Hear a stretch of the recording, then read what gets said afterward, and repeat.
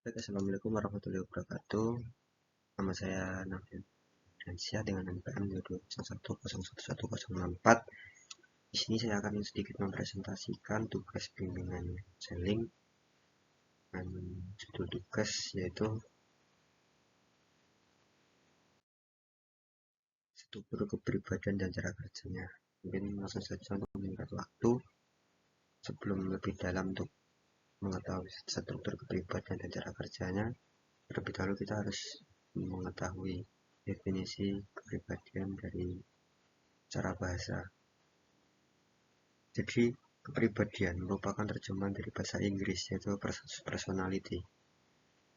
Sementara itu, kata kepribadian juga berasal dari kata Latin atau bahasa Latin, yaitu persona, yang berarti topeng yang dikenakan oleh seorang aktor dalam suatu pertunjukan, di mana sang aktor menyembunyikan kepribadian aslinya dan menampilkan dirinya sesuai dengan kepribadian topeng yang dikenakannya.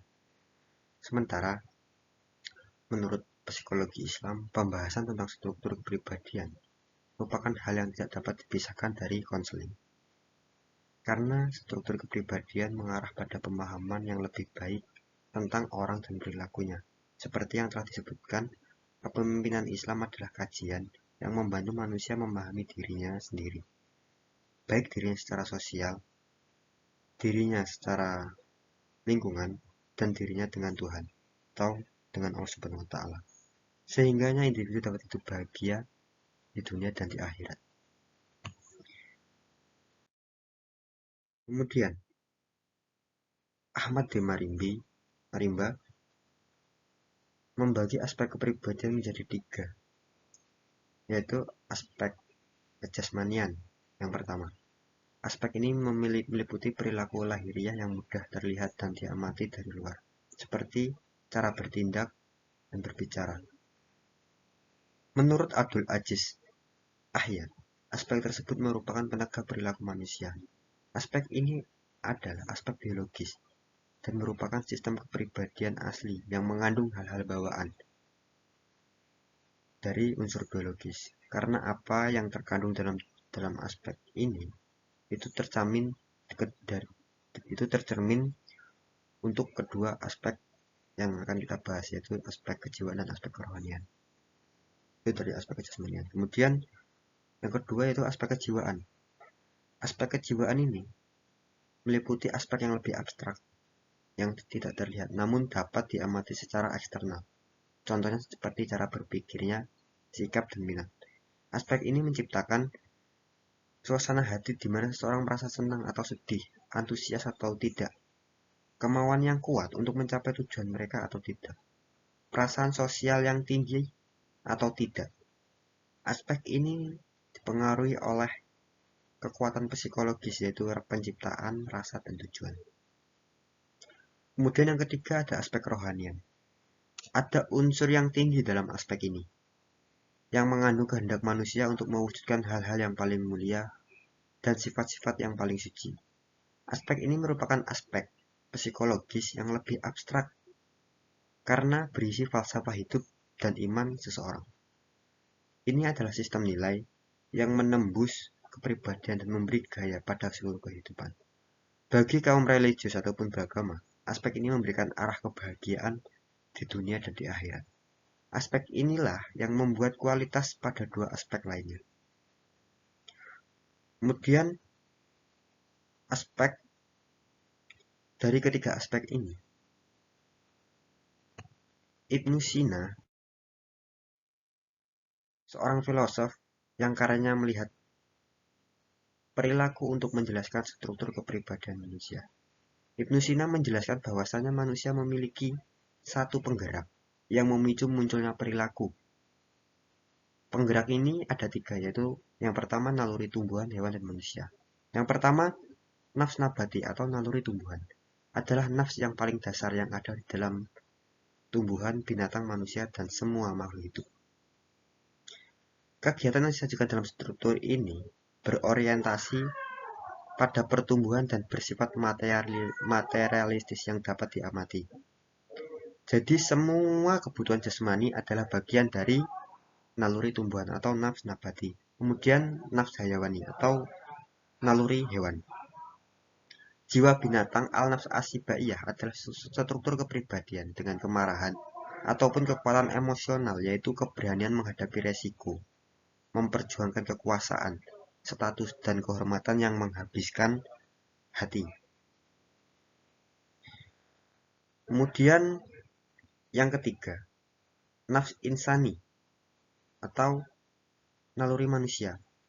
Mishkawai menyebutkan dengan jiwa rasional al-nafs at-tatiqah yang memiliki daya pikir yang disebut jiwa, yang merupakan fungsi jiwa tertinggi yang memiliki kekuatan berpikir dan melihat fakta dengan alat.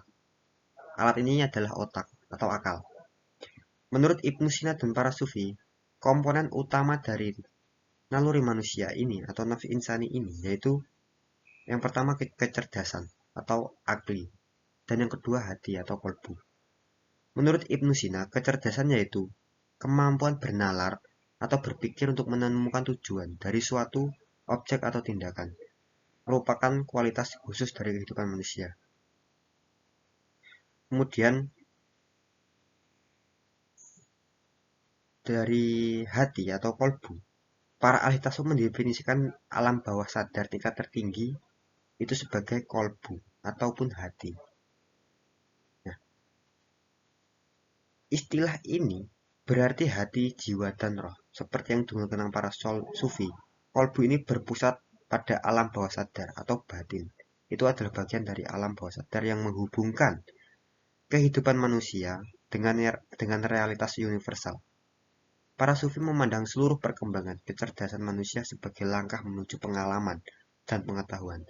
Pengetahuan ini bukan hanya sebatas intelek atau rasionalitas ataupun pemahaman, tetapi melampaui semua ini. Ilmu hati atau qoblah yang membebaskan dualitas jiwa dan raga. Para sufi percaya bahwasanya sangat penting bagi seseorang atau pencari ilmu untuk memahami dan mengenali semua dari tingkatan-tingkatan nafs atau naluri. Kemudian tujuannya tidak lain dan tidak bukan adalah untuk melampaui diri dari kehidupan duniawi dan pengetahuan duniawi. Jadi melampaui dari pemikiran tersebut.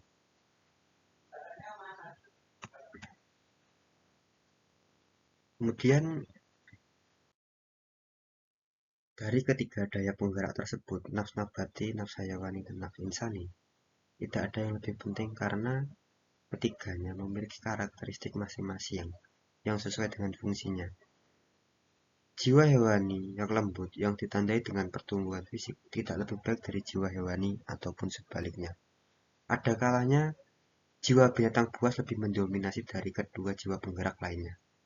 Orang yang sering marah-marah ataupun putus asa ketika bersaing atau menyelesaikan masalah, tugasnya dampak dari dominasi pendorong binatang buas daripada jiwa berpikirnya, sehingga perasaan emosi marah dapat merendahkan kemuliaan kebijaksanaan berpikirnya yang menjadi salah satu kelebihan manusia dibanding makhluk hidup lainnya.